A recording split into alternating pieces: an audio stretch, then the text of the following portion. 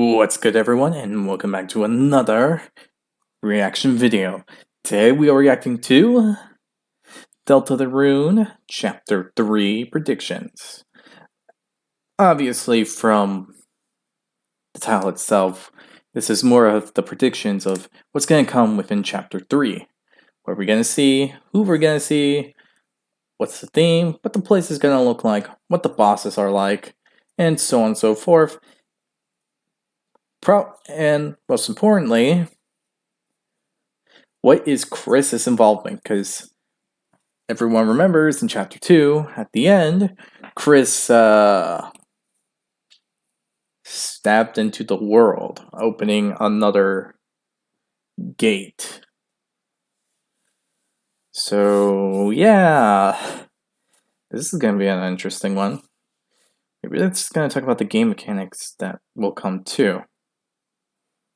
It's all a possibility, especially if those of you who haven't seen the update in Steam, because there was an update on some of the details involving Deltarune, saying that something is coming soon. It actually got me a bit anxious, to be honest. Can't wait to see what's actually going to happen. Anyway, let's get on with the video, shall we? So if you enjoyed this video, be sure to hit the like button down below, hit the subscribe button to support the channel, support the content provided, and so on and so forth. Hit the notification button to be notified immediately when a new video comes out. Tell me your thoughts and theories on Chapter 3. And finally, the link to this video will be down in the description below, so be sure to give 2 left thumbs, some love and support for the video they made. With all this said, let's get on to the video, shall we? Just in time for the spooky season, this video is brought to you by They Speak from the Abyss, an indie psychological horror dungeon crawling RPG. I first got involved as a publisher in this project based on the strength of Nikki's art alone. But I think the gameplay, the secrets, the depth, the characters, the world, the story, it's really gonna rope people in. I think this is something very special. And we're gearing up to launch a Kickstarter campaign soon to take it the rest of the way. If you're interested in that, be sure to go give it a follow so that you don't miss the launch of that campaign. Or if you're interested in more of a long-term sense, it does have a Steam page now and you can go and give it a wishlist. Both help us immensely. Thanks for hearing me out, and let's get to the video. How's it going, everyone? My name's Graham, and welcome to 2 Left Thumbs. After covering Deltarune Chapter 2 in as much detail as I could possibly manage, I think the next most logical video topic to cover would be predictions of what comes next for this series. I have plenty of other videos cooking. I plan to carry on doing those Gags videos for Undertale in the near future as well. But after all that time spent dissecting Chapter 2, what I'm left wondering the most is what's coming in Chapter 3. There are presumably very little specifics we'll be able to predict, as Toby can near endlessly stretch and twist any of these concepts. And for a series built around giving us more than what we expect, also subverting those most basic expectations, the most accurate prediction I can make is that the final game will not really be predictable. It's a cop-out, I know, I'm going with it. The connections to Undertale are numerous, yet still totally unclear. The Dark World... Yeah, those connections are like very masked. You think it's something, but it's something else. You think it's not something, and it is something. The connections and these callouts to various other media sources is very, very large, which is actually pretty impressive for a game like Deltarune. It's not even complete, yet it has so much to even say about it. It's honestly quite amazing, to be honest. Worlds all provide so much opportunity to imagine settings, enemies, bosses, themes, and more. The concepts of character, player, and control all can be manipulated, warped, and used against us. The introduction of the weird route means either more routes are coming or that one will become deeper. Considering how much information we now have, combined with Toby's wonderful ability to surprise us, created this irresistible opportunity to guess and predict what comes next. I may reach moved beyond Chapter 3 a little bit, but I'm planning to do a follow-up video to this where I predict larger elements of the finished Deltarune. The most obvious place to start building these Chapter 3 predictions is, where will it be set, and what will its resulting story and themes be? Simply through its storytelling, I have to assume the continued loop of visiting a new dark world, going on a grand adventure, then coming back to the hometown and unpacking the adventure a bit at home. Here's a brief overview of the themes we've been given so far. This is a game all about freedom and control. Chapter 1 insisted that it was linear and choices don't matter. Chapter 2 showed that many choices and actions did matter. Random gags of remembered details all carrying forward. The recruitment of enemies, and now influencing Noelle. We now have Chapter 3 being initiated by Chris outside of our control. And this new chapter now obviously needs to pay off the separate routes seen in Chapter 2. The idea that choices don't matter has been challenged in Chapter 2 and is about to be blown wide open with Chapter 3. This video has actually been in the works for a while. I think it would have hit a lot harder if I would have managed to get it out before the Spampton sweepstakes, which did. And Yeah, that's remotely. Well, not remotely. It's very true. Because the obvious point is going to be the case that we enter a new world, we come out of the new world, we digest from it, we talk about it, we explore the town a bit, see what's up, and all that.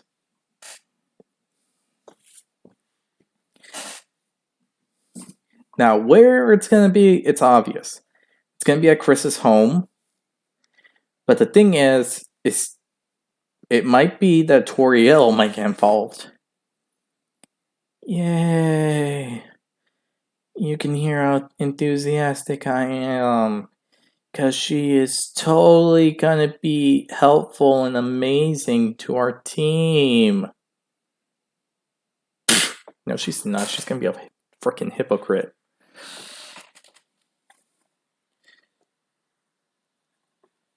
Yeah, I'm still sour about everything about Toriel.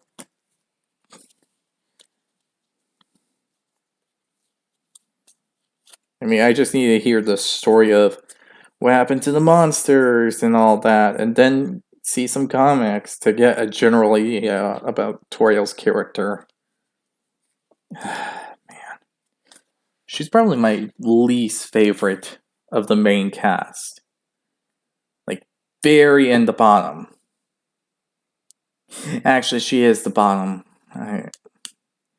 of the main cast, because I prefer Metaton over her. And I just think he's a spaz.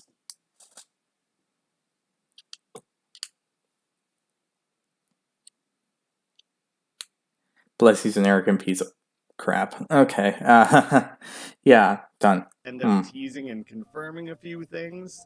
Like, based on the green room and the weather people we've been shown, it 100% is going to be TV themed. But the remainder of the arguments and evidence I use for the rest of this video all came before the sweepstakes. This has been pointed to for quite some time now. So, attempting to pencil in some specifics for the upcoming chapter, it will almost certainly be a TV-themed world. It may end up tying in the kitchen, or possibly even elements of Chris and Asriel's rooms. The more interesting thing will be to see whether Toriel gets pulled in. There's a very strong chance she will be, almost 100% I would say, and she's gonna be a freaking hypocrite, I swear.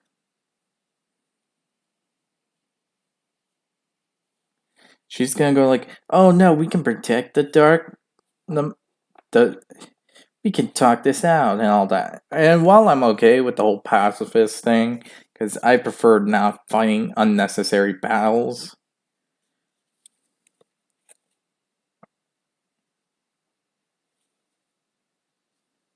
because I'd rather not kill anything, to be honest. Toriel will probably take it to a full step further than normal pacifism.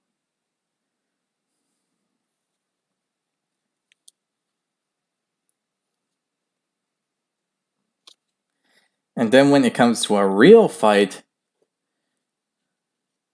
she's probably going to jeopardize all of us and do the most bluntest thing possible, and or just completely ignore it and walk away, not caring at all for anything except for getting us out of there.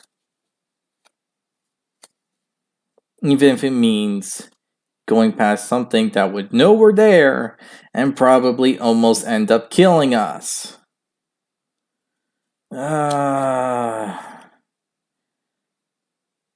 Though that's Undertale Toriel.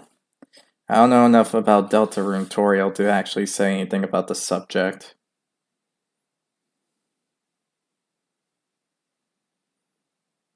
If so, will she have her Undertale design and fire powers? Those are some of my biggest questions right now. That's going to really inform the whole concept of whether or not this is a sequel, a prequel, an alternate universe, a simulation. There are a million different ways to look at that, and it's one of the biggest questions looming over this pair of games. Slightly less likely than Toriel, something like 99.9%, and potentially even more interesting is that Undyne is likely to be pulled in as well, having just been called by Toriel at the end of Chapter 2. There's almost no reason Toby would have set that up unless these two characters were going to be a part of this new dark world.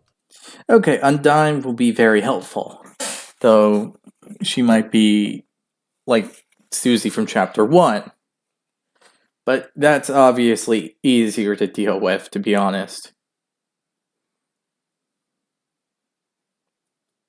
Then, I don't know, Toriel?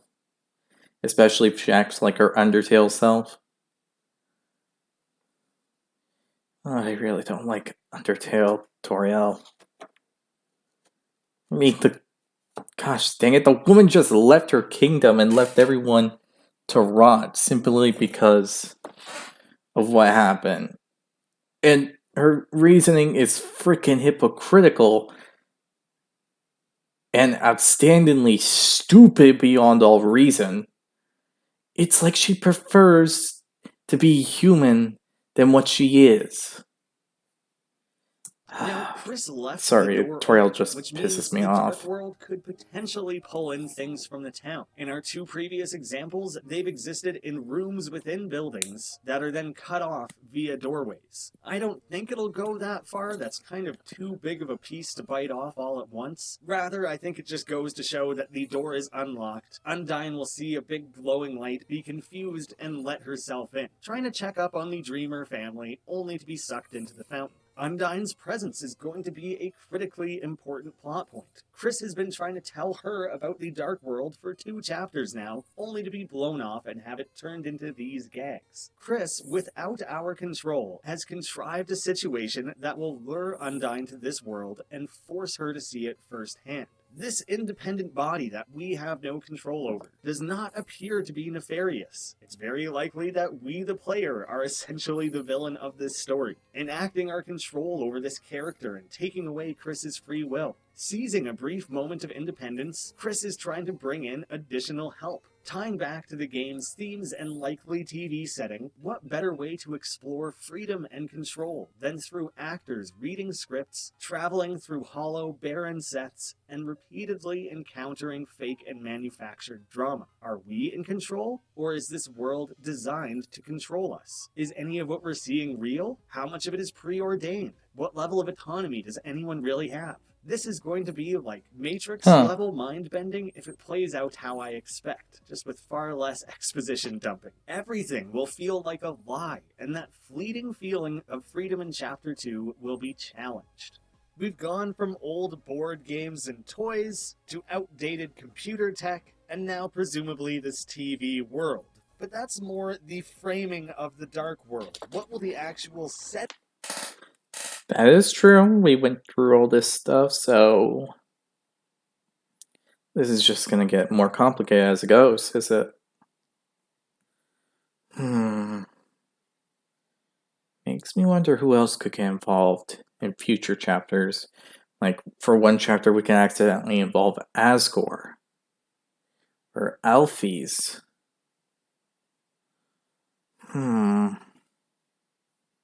It's such a big question.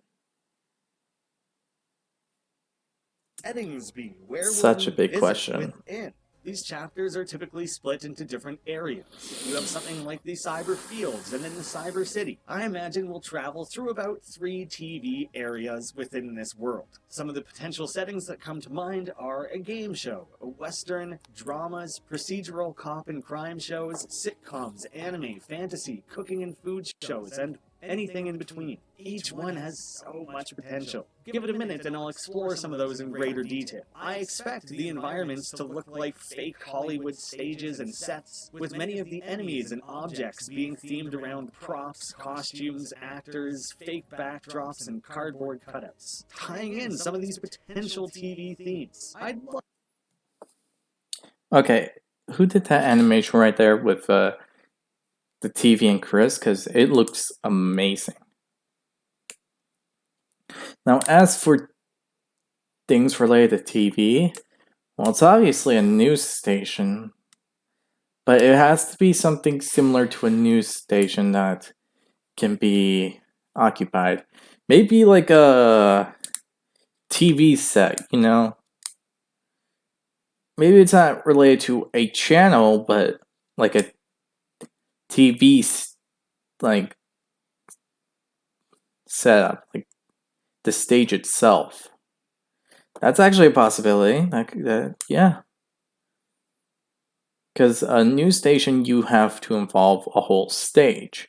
So maybe it's a stage of certain things, or maybe it's a mixture of all things, like certain subjects and certain things, okay? Love to see an opening scene that riffs on the typical sitcom format. That'd be a hilarious way to introduce this chapter. Then transition to Not something wrong. like a murder mystery or detective show. Undyne coming to investigate the slashed tire could become something much larger. I don't know if a sort of cop or crime drama will be an overarching thing across the entire chapter, or if it would exist as its own isolated section Oh, of the dang. game. I think what would be most interesting is if Undyne was treating this mystery as something that spans the entire chapter, popping in and out of the story, collecting clues, and trying to put the pieces of the puzzle together while we move through these different environments or TV sets that make up the different areas and sections of Chapter 3. So as we're moving through the different TV genres, everything starts out in a location and set in which Undyne's presence makes sense. But then we start getting these weird mashups of different TV formats. Maybe we move through a cooking section or a game show, and Undyne is there rooting through everything, thinking it's a new clue or piece of evidence. That could be really funny. My confidence in this plot point comes from the fact that Undyne has mentioned wishing she had bank robberies to stop. It would make that setting a wish fulfillment for her, playing out a more exciting scenario than what she encounters in her own small town. An alternative take on this could be a Wild West world where she is instead a sheriff. I've seen that pitched multiple times. Maybe that would be a little bit more interesting. People have probably seen this fan-edited video that puts it in a Wild West setting. That's a cool idea. I could see it going either way. I kind of just personally prefer the idea of having Undyne as this hard-boiled noir type detective. Well, whatever happens, it leads to a TV section, so Or like a campy one-line delivering CSI officer. But yeah, sheriff would be a fun play on that as well. I'm also expecting Undyne is going to be the lone lightener seen outside the group, experiencing this world in her own way, the way Susie did in Chapter 1 and Birdley did in Chapter 2. We have a bit of a rapport built with Toriel and Susie, and yeah, obviously she gets along with Chris. So Chris, Susie, and Toriel are probably going to be the main 3 we travel around with. Maybe Toriel will come and go while Susie and Ralsei get up to something on their own, same as happened with Noelle. Saving this for the larger video, but Ralsei is just like definitely up to something, and he can't really do any of that if he spends the entire chapter with us. So yeah, he's gonna come and go. Let me kind of steer some of this back on track. We've worked our way through various different areas in this chapter and now need to wrap it up with a big conclusion. A funny way to do that and keep things on theme would be a big blockbuster showdown, but a way to make it even funnier would be a made-for-TV, low-budget blockbuster showdown. At the end of Chapter 2, Susie was flicking through a bunch of different channels that could inform the locations of Chapter 3. We know Susie was watching some sort of Godzilla-like kaiju show, so that could very easily be tied in and would be great for an end boss. We also have a cooking show tease, combined with the fact that the kitchen is right there. This will very likely be pulled in, and is almost certainly going to be one of the sections we visit. That's my general prediction. Sitcom opening, a cop show style mystery trying to solve something that loosely connects to a slash tire, with Undyne being on the case, Chris being the primary suspect, at some point moving into more of a cooking. No, that wouldn't make complete sense. Or would it? But it would make sense for that to happen.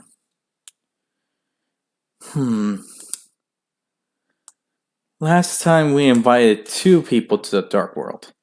There could be the case that a third person might come, but that's more like a theoretical thing. Honestly, I'm kind of curious what Toriel's reaction would be if she saw Rousey. Show that we know both Susie and Toriel are probably going to be excited about, and will very much mirror the game show and cooking show segments of Undertale with Mettaton, wrapping things up with a big blockbuster finale against a giant kaiju. Potentially literally against Susie Zilla? That might be a beat too far. Both chapters have had somewhat grand, isolated final settings. Chapter 1 ended in a castle, Chapter 2 ending in a mansion. I'm guessing they're not going to want to literally retread that ground, doing either a castle or a mansion, but I do predict that we will once again end in one larger area. Maybe this one ends in a TV studio rather than a household of some sort, a place of central authority over this TV world. While Susie Zilla as a final boss could be fun, we have a little bit more. Maybe. That possibility is there, so I can't really dispute it. More to go off of that might better inform where this is headed. Looking at the final bosses of each chapter, the first had the Spade King and the second had the Queen. So we now need an overarching boss for this chapter. One who potentially pops in and out of the story, follows along, provides commentary, and has their own agenda. So while a giant... Technically, Chaos King didn't really do that, so not necessarily the person has to be there. Maybe talk over like the radio or the speakers or something. Wait, radio. There's no radios involved. Like maybe the speakers that involve the thing. But that's really all I can really think of when it comes to that. But yeah, they don't need to necessarily be there. Maybe appear on the TV or something. Kaiju might factor in on some level. It's probably going to be like the pet of the final boss or something, rather than the actual boss themselves. Predicting this boss doesn't have to be a total shot in the dark.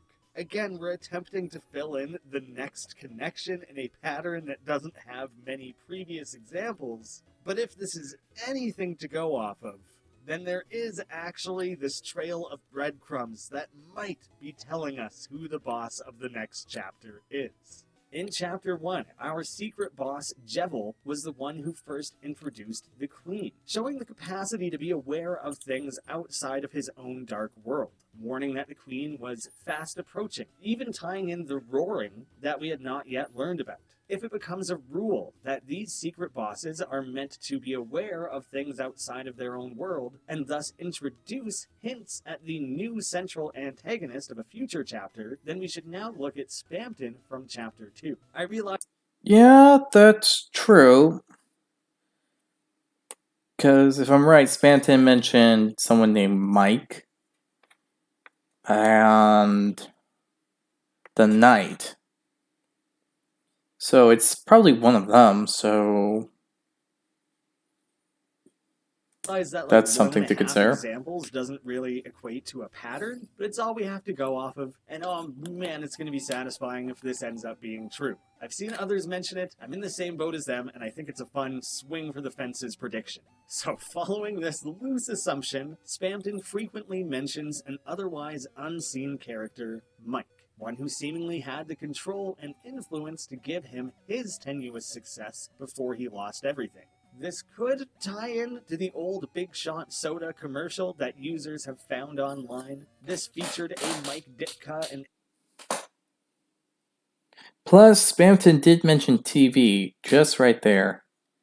Proof can be seen right there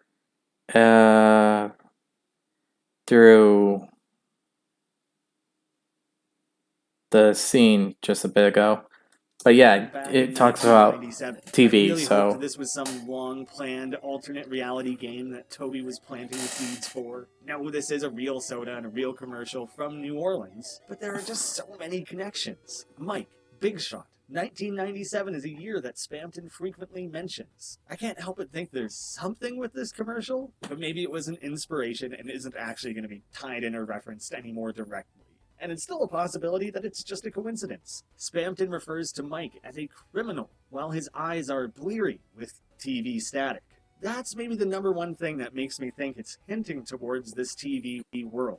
I think what'll be the best fit for Mike as a character, or whoever the overarching villain ends up being, will be something along the lines of a news anchor, broadcaster, or an infomercial host like Billy Mays. The latter would fit better with that Big Shot soda video, but any of them would make for a good recurring character, popping into the game like a commercial interrupting the story, or some sort of urgent news broadcast that cuts off whatever we were doing to ramble about their villainous ploys. And you know, if this is Mike, it'll probably be revealed in some way this is short for microphone, or his name will be Mike Row Phone, or something like that. In general, having a character who interrupts to give you a sales pitch will be a good reason to have him pop in semi-frequently and be a recurring presence just like Queen. If he's used to being a leading man or the center of attention in front of the camera, he'll also be used to controlling his audience, both by transmitting his thoughts and influence, but also through concepts like prompting a studio audience to laugh and applaud whenever he sees fit.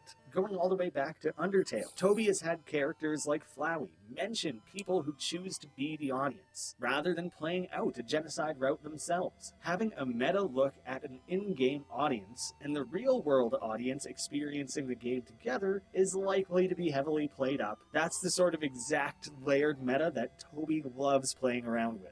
I imagine Mike will flex his ability to control others and will attempt to control Chris and the rest of our party, opening up some unique interactions that bring forth and potentially fully reveal us, the player, and our control in a way that others like Susie and Toriel will observe for the very first time. We're around the midpoint of the game. That has to get revealed at some point. This feels like a good place for it. Currently, our only real drive and conflict is closing up these fountains as they open. Sooner or later, they'll have to realize that doesn't count for much if fountains are being opened by Chris without them having any real say in it.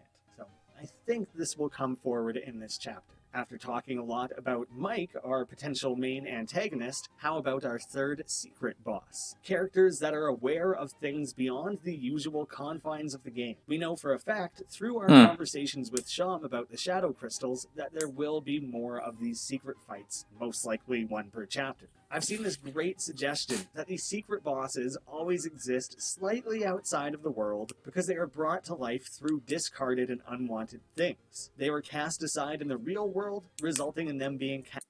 That's true. But it's kind of...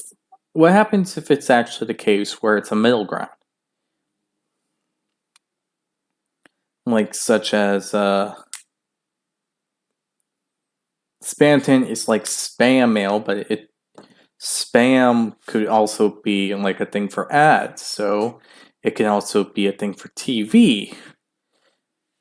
And like a salesman, you can see commercials that involves ads, so technically Spamton would be a middle ground between that and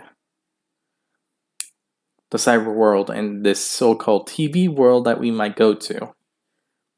Now for Jivel, well, he's a jester that just goes, that rules for a queen and a king. I mean, rolls on. That serves a king and a queen, so with that assumption, that's good too. Plus, his wild, crazy personality can be somewhat similar to the queen to a degree. So, Yeah, it could be a middle ground that the secret character has between Chapter 3 and Chapter 4. The same could be said for when it's Chapter 4. It's going to be a character that's seen in Chapter 4, but can also be related to Chapter 5, and so on and so Cast forth. aside in the Dark World. Jevil was a playing card, most likely the Joker. He knew that he existed within a game. Spamton was a piece of junk mail or spam software who knows that he is controlled and puppeteered by outside forces. They have this unique perspective to know there's something more going on. These two characters so far are some of the biggest factors driving the themes of freedom and control, both having their own monologues about those concepts. Yes, the themes are explored beyond those battles, but it is through these that it's addressed more head on. Undertale made us deal with saving and loading, playing through a game as many times as we wanted, treating these digital characters as inconsequential, and influencing their lives however we saw fit. But that was addressed through Frisk. This is taking that meta a step further back, looking more closely at us, the player, and how we are directly manipulating this singular character within the game, and how he forces them to then control others. Chris takes on this Spamton neophyte alone, and is observably shaken after. It's something they didn't want to take part in, were forced to listen to a lot of harsh truths, and then when asked about it after the fact, struggled to even share their own opinion fighting against our control. So while it's simple to guess that these secret bosses are going to carry on the same themes that have been present in the previous two chapters, something that takes a little bit more of a shot in the dark approach is what form this third secret boss will end up taking. Our current secret bosses are characters that once held a position of relatively high rank next to that chapter's main boss. Jevil was a court jester for the king, and Spamton is known to have been in favor with the queen. I don't have a strong idea of how this secret boss could be a fallen, discarded character, or how they're connected to Mike. It's all assuming a lot, but I think those are two relatively predictable character traits. So what sort of unwanted or discarded things do we have lying about? What I think is probably the most exciting prospect is Toriel's garbage that's currently filled with Asgore's disposed flowers. This is something set up from one of the earliest parts of the game, which is so cool. We may end up with some sort of flower-like boss, one that feeds off hate and rejects any value to be found in love, taught by Toriel, a character who encourages isolation and rejects friendship. I expect that to be very crucial for Susie's development, with her likely being the one to stand up to this character, having recently discovered the value of having friends and those close to you to care about. We even saw the TV with a sinister grin in those final moments, which felt most closely connected to Photoshop Flower. It wasn't literal, but very little of what's been seen in Deltarune is a one-to-one recreation of what came before with Undertale. Seemingly is kind of the point. So our new interpretation of this will instead be a collection of dying, wilting flowers, playing up the horror side of things even more than Omega Flower, depending. Imagine if Toriel actually learned this. I know I'm not supposed to enjoy this and be kind of like horrified that we have to fight something like this, but I can't just help but think about it because that would be perfect karmatic retribution. One can dream. How One far could the dream. fountain reaches, we may end up tying in Asriel's room, and thus some of his personality, creating a twisted alternate form Flowey, one that is separate from and unlike what we saw in Undertale. If that is the case, I fully expect to fight this boss alongside Toriel, as that would just be too damn interesting to force her to fight against something that represents both her son and her broken marriage. So that gives us a pretty broad. Also shows how much of a boot she is. Yeah, I really don't like Toriel.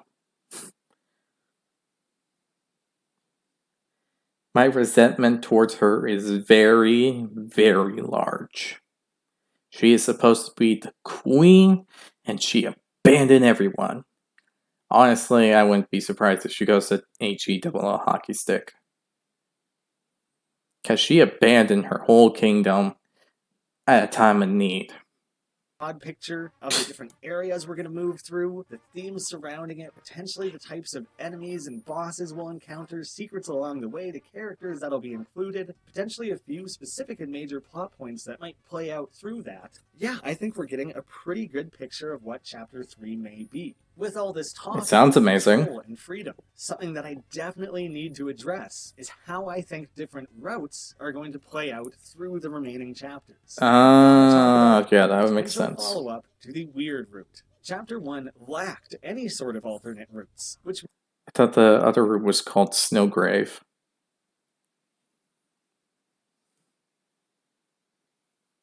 Or Genocide or something like that. I didn't know it was called a weird route. made sense with its insistence that choices did not matter. And now with the weird route in Chapter 2, that's actually what it's called in the game files, I really Seriously? like the Snowgrave route. Just sounds cooler, but I think it's unlikely to be directly followed up. The weird route instead implies its larger possibilities. Through that segment of the alternate route, we corrupt Noelle, forcing her to behave violently and act out of character. The end result is basically a genocide route, killing many NPCs and skipping large portions of the game. When this route is completed, Noelle wakes up with a newfound confidence and desire to take charge of her own life, while Birdley, who was killed in the Dark World, doesn't wake up at all, seemingly trapped in a limbo. What happens down in this Dark World affects the real world, going so far as to affect characters' personalities. We can't have a subset of players picking up a game with a fallen Birdley and not have that be addressed. I don't think there's going to be 1,000 different branches off of this with entirely new versions of the route to be played. I think it'll probably come down to when you choose to abandon the weird route. Do you do it only in Chapter 2? Do you carry it on through 2 and 3 and then abandon it? Maybe it'll be possible to skip it in Chapter 2, but then pick it up in Chapter 3. There's a lot of potential there. I don't know how deep and varied those possibilities will be, but I think it's unlikely to have a bunch of different branches that then need to separately pay off. It'll instead be what percentage of the weird route did you complete. I think it's less likely that Noelle and Birdley will be present in this chapter at all. So the fact that Noelle is changed and Birdley is unconscious won't directly affect most of what we see. It may just become a plot point after closing the fountain. The setup we've seen... I mean... if the weird route is... and do stay with me, if the weird route is like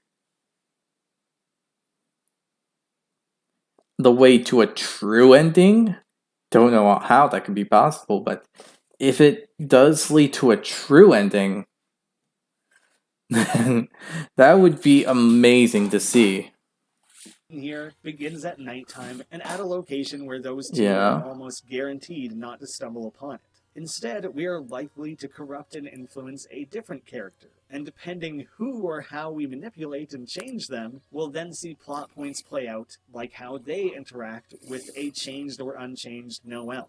So yes, Snowgrave is a cool way to refer to this portion of the weird route, but it's feeling a lot more clear to me why it was given a semi-generic name. Anyways, I am predicting that Chapter 3's weird route will instead include Chris and Toriel together. We have our obvious themes of control in the first 2 chapters. Chapter 3 could be about Toriel giving up some control of Chris and trusting them to manage their own life, something Toriel's never been good at before. Both the boss and secret boss could teach Toriel this lesson in a regular route. She'll see Chris kicking ass, taking charge, and feel comfortable backing off more than she maybe ever has. This chapter could largely be about Toriel coming to terms with Chris's independence and seeing that they can easily look out for themselves. But as a mother, Toriel has been blinded to this darkness within Chris, or the darkness that is seemingly us, the player, influencing Chris, and this chapter will have her forcibly confront that.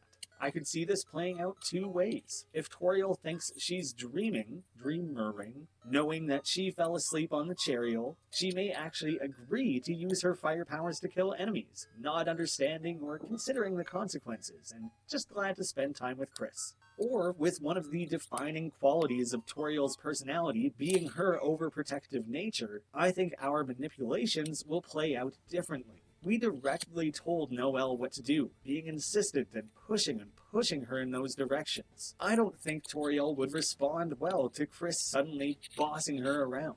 Instead, I think this will play out by us putting Chris in harm's way and forcing them to take a dive in fights, allowing Chris to be hurt and even faint. Then, when pushed in this way, given the right context, Toriel could lash out, driven to protect her cub. I think this is more likely, and it'll help things feel more distinct. It'll keep it unpredictable and engaging for us as a player. I haven't watched it yet, as I didn't want it to influence my own theory crafting, but I suspect this is the topic of Swanky Box's video, and that he came to pretty well the same conclusion. Maybe Toriel will be made to kill Undyne the way Noelle kills Birdley.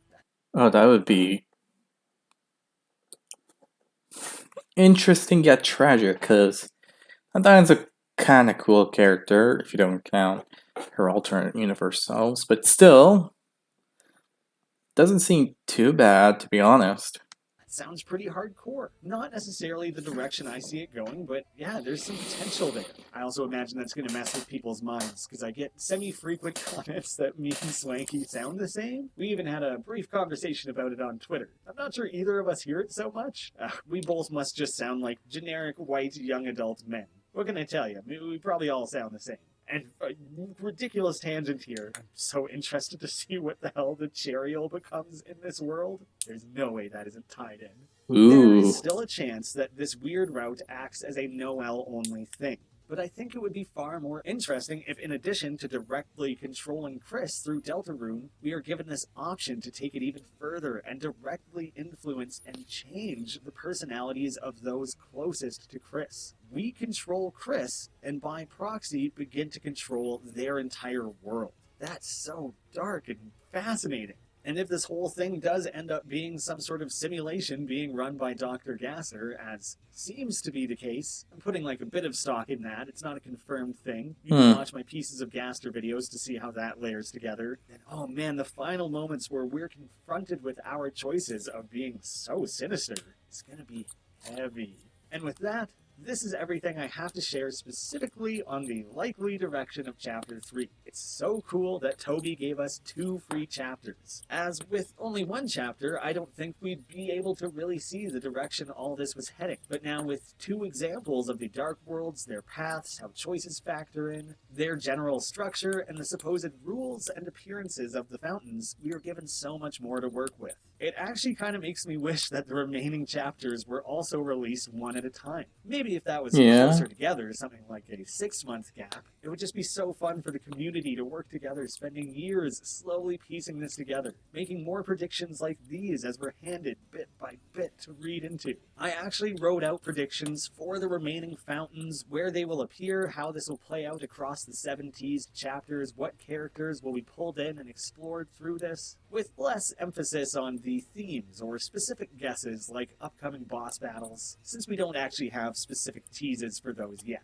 Presumably not. Who knows how deeply this stuff is stitched into this game. As I was writing it all out, it just was quickly spinning into a massive video, and since one is so specific and the second is so broad, it made a lot of sense to split it up. I know so many people would have subscribed in the heyday of my Deltarune videos in, that September or October range after Chapter 2 dropped. This isn't and never has been a Deltarune-only channel. It's just a series I really enjoy digging into, but hopefully this is evidence that it's not going away as a topic of conversation. I'll space them out, maybe once every month or two. We'll have the second prediction video coming up. I have more theory ideas in mind. I want to carry on doing the gags for Undertale, as I want to really comprehensively document that game as well, ideally before the next chapters of Deltarune drop, and other fun video ideas surrounding the series. And in the meantime, whenever chapter comes out. Into the 2 Left Thumbs Discord and join in on some of the awesome theory crafting and discussions we have on the series there. This weekend is actually Canadian Thanksgiving, so I'll be off hanging out with some family, and I feel like I have a lot to be thankful for this year, and a lot of that stems from all of you.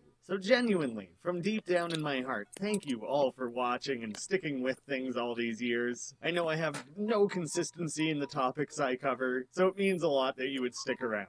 I would be especially thankful if you went and followed along with the They Speak from the Abyss Kickstarter or added it to your Steam wishlist. I gotta plug that one more time. I look forward to hearing everyone's comments down below. This should be a really interesting starting point for some amazing discussions, and I hope that in a few years' time I can come back to this video, hold it up against the actual chapter, and see if I got anything right. Maybe I'll even be able to reference your comments at that time to see if anyone there predicted anything. Thank you all so much for watching. Thank you to patrons of the channel for their continued support. I'm very happy with how things are going over there. I think I'm making it a more... This is an interesting one, because it does seem plausible with all this information. Anyway, though, but Toriel being involved in the Dark World, that leads to so many things being available. For one, it could lead to, I don't know, Toriel talking about what happened with Asgore. Because the only reason they fell out in Undertale is due to the accident involving Azrael and Chara. So it leads to a big possibility of what could be, what could not be, and that's just something to really consider, all things to be honest. So yeah, it's gonna be an interesting subject. I'm dying being a part of this. That would be interesting too. It'd be interesting to see how she would act now compared to her Undertale counterpart. So yeah, I'm kind of curious about the whole TV thing, like what the areas would look like. I would believe that one would be a stage set, and I do know that it's a news station, so there's something to consider there. So yeah, I can't really think of what the other possibilities could be. It's so vague at the same time, because I can't really predict what it will truly be like. Hopefully it's something good. And hopefully the weird route this time is going to be good as well, because, or if there is one, because I would really like to see how we can change certain characters in different ways compared to if we go pacifist. It'd be even amazing to see that the true ending is us actually taking all the weird routes. That would be amazing. Anyway, I hope you all enjoyed this video. If you did, be sure to hit the like button down below, hit the subscribe button to support the channel and support the content provided, hit the notification button to be notified immediately when a new video comes out. And yeah, tell me your thoughts and theories on chapter 30 down below. Be sure to give Two Left Thumbs some love and support by hitting the description at the link to the video in the description.